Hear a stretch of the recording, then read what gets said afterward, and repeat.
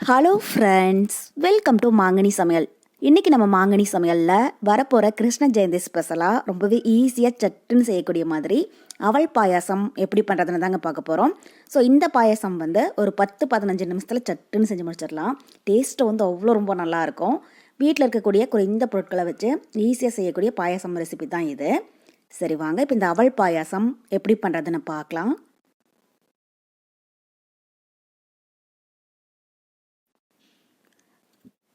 First இந்த பாயசம் பண்ணுறதுக்கு நம்ம வெல்லத்தை கரைச்சி எடுத்துக்கலாம்.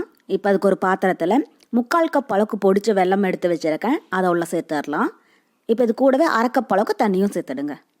சேர்த்துட்டு இப்போ ஸ்டவ் மீடியம் ஹீட்டில் வச்சு இதை நல்லா கலந்து விட்டுக்கிட்டே இருங்க. பாகம் கம்பி பதம் வரணும் அப்படிங்கிற அவசியம் இல்லை. வெல்லம் தண்ணியில் நல்லா கரைஞ்சதுன்னா போதும். ஏன்னா வெள்ளத்தில் பார்த்திங்கன்னா நிறைய மண் தூசியெல்லாம் இருக்கும்.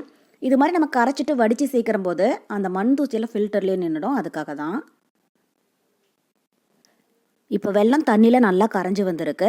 இப்போ இந்த ஸ்டேஜில் இதை அப்படியே ஒரு ஓரமாக எடுத்து வச்சுடுங்க. ஒரு 5 நிமிஷம் நல்லா ஆறட்டும். அடுத்தது நம்ம பாயசம் ரெடி பண்ண ஆரம்பிச்சிடலாம். இப்போ அதுக்கு ஒரு கடாயில் 2 டேபிள் ஸ்பூன் அளவுக்கு நெய் விட்டு சூடுபடுத்திக்கோங்க. நெய் உருகினதுக்கப்புறமா இதில் ஒரு 10-15 முந்திரி பருப்பாக உடச்சி வச்சுருக்கேன். அதை உள்ள சேர்த்துடலாம். சேர்த்துட்டு ஸ்டவ் மீடியம் ஹீட்டில் வச்சு இதை லைட்டாக பொன்னிறமாகிற வரைக்கும் வறுத்துடுங்க. ஸோ முந்திரி, திராட்சை இது எல்லாமே நம்மளுடைய விருப்பம் தாங்க. நீங்கள் உங்கள் விருப்பத்துக்கு தகுந்த மாதிரி கூட்டி குறைச்சி ஆட் பண்ணிக்கோங்க.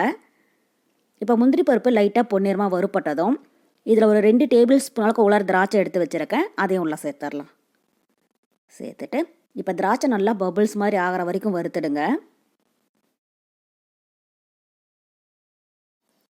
இப்போ முந்திரி திராட்சை நல்லா பொன்னிறமாக வறுப்பட்டு பாருங்கள், திராட்சை நல்லா பபிள்ஸ் மாதிரி ஆக ஆரம்பிச்சிடுச்சு.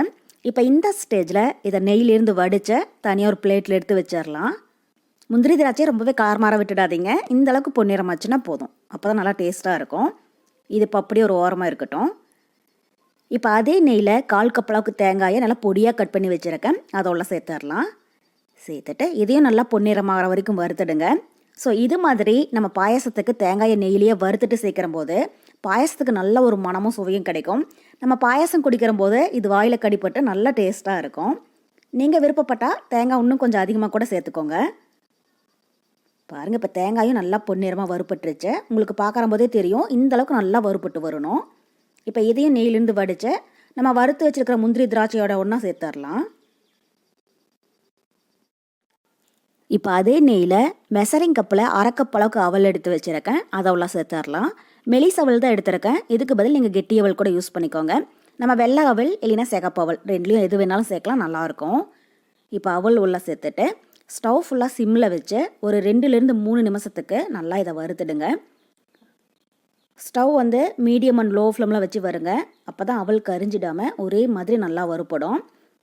இது மெலிஸ் அவல் அப்படிங்கிறதுனால வறுப்படுறதுக்கு அதிக டைம் எடுத்துக்காது.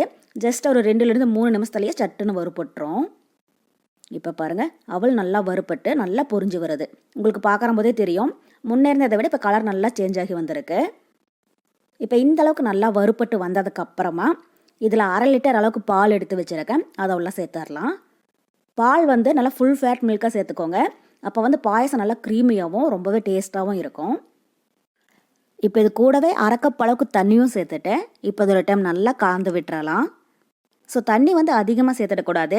1/2 கப் அளவுக்கு சேர்த்திங்கன்னா போதும். ஏன்னா பால் தண்ணி சேர்க்காத பாலாக இருக்கிறதுனால கூட கொஞ்சமாக தண்ணி சேர்த்திங்க அப்படின்னா தான் இது வெந்து வரும்போது சரியாக இருக்கும். பாருங்கள், இது மாதிரி அந்த ஓரங்களில் தங்குற ஆடையெல்லாம் நல்லா எடுத்து எடுத்து விட்டு கலந்து விடுங்க. இப்போ இது மீடியம் ஹீட்டில் ஒரு 5 நிமிஷத்துக்கு நல்லா வேகட்டும். அவள் நல்லா சாஃப்டாக வெந்து பாயசம் திக்கானதுக்கப்புறமா எப்படி இருக்குன்னு பார்க்கலாம். மூடி போட்டு மூட வேண்டாம். பால் பொங்கி வர ஆரம்பிக்கும். ஓப்பன்லேயே வச்சு நல்லா வேக விடுங்க. பாருங்கள், இப்போ ஒரு 5 நிமிஷம் போல் ஆகியிருக்கு. அவள் நல்லா சாஃப்டாக வெந்து பாயாசமும் திக்காக ஆரம்பிச்சிடுச்சு. இப்போ இது வெந்துருச்சான்னு பார்க்குறதுக்கு ஒன்று எடுத்து கையில் நசுக்கி பார்த்தீங்க அப்படின்னா தெரியும். இந்த மாதிரி நல்லா சாஃப்டாக இருக்கணும். இது மெலிசவல் அப்படிங்கிறதுனால சட்டுன்னு வெந்துருச்சு. இதுவே கெட்டியவளாக இருந்துச்சுன்னா வேகிறதுக்கு இன்னும் கொஞ்சம் டைம் எடுத்துக்கும். நீங்கள் அதுக்கு தகுந்த மாதிரி வேக வச்சுக்கோங்க. அவ்வளோதான். இப்போ கடைசி அதில் நம்ம வறுத்து வச்சுருக்கிற முந்திரி திராட்சை தேங்காயை உள்ளே சேர்த்துடலாம். கூடவே வாசனைக்காக ஒரு 4 ஏலக்காய் தட்டி வச்சுருக்கேன். அதையும் சேர்த்துட்டு இப்போ ஒரு டைம் நல்லா கலந்து விட்டுட்டு நம்ம ஸ்டவ் ஆஃப் பண்ணிடலாம். இது கொஞ்சம் நேரம் லைட்டாக ஆறட்டும். ஒரு 5 நிமிஷம் நல்லா ஆறுனதுக்கப்புறமா நம்ம கரைச்சி வச்சுருக்கிற வெள்ளைப்பாகை உள்ளே சேர்த்துடலாம். ஏன்னா சூட்லேயே சேர்த்தணும் அப்படின்னா வெள்ளைப்பாகு சேர்த்துனதும் பால் வந்து திரிஞ்சு போக ஆரம்பிக்கும். அதனால் நல்லா ஆற வச்சு அதுக்கப்புறமா சேர்த்துக்கோங்க. அப்போ தான் பால் திரிஞ்சு போகாமல் இருக்கும். அதே மாதிரி பாயசம் ரொம்பவே தண்ணியாக இல்லாமல் இந்தளவுக்கு கொஞ்சம் கெட்டியாக வச்சுக்கோங்க. நம்ம வெள்ளைப்பாகு சேர்த்துனதுக்கப்புறமா அது சரியாக போயிடும். அதே மாதிரி ஆறும் போது இன்னும் கொஞ்சம் நல்லாவே திக்காகும். பாருங்கள், இப்போ பாயாசம் ஒரு 5 நிமிஷம் போல் லைட்டாக ஆறி இருக்கு.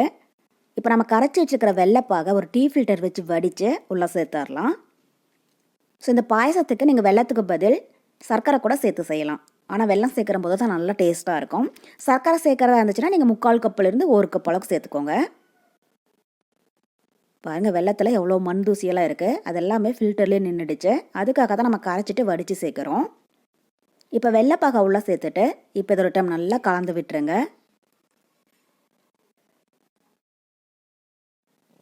அவ்வளோதான், இப்போ பாயசம் ரெடி ஆகிடுச்சு.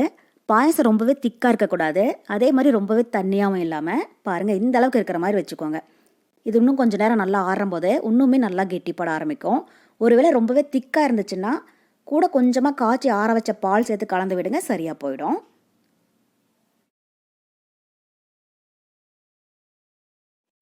அவ்வளோதான், இப்போ நம்ம அவல் பாயாசம் ரொம்ப ரொம்ப சூப்பராக தயாராகிடுச்சு. இது அவ்வளோ ரொம்ப ருசியாக ரொம்பவே அட்டகாசமாக இருக்கும். கண்டிப்பாக நீங்கள் வீட்டில் செஞ்சு பாருங்கள். செஞ்சு பார்த்துட்டு டேஸ்ட் எப்படி இருந்துச்சுன்னு மறக்காமல் கமெண்ட் பாக்ஸில் சொல்லுங்கள். என்னுடைய இந்த ரெசிபி வீடியோ உங்களுக்கு பிடிச்சிருந்தா லைக் பண்ணுங்கள். உங்கள் ஃப்ரெண்ட்ஸ் அண்ட் ரிலேட்டிவ்ஸ் கூட நிறைய ஷேர் பண்ணுங்கள்.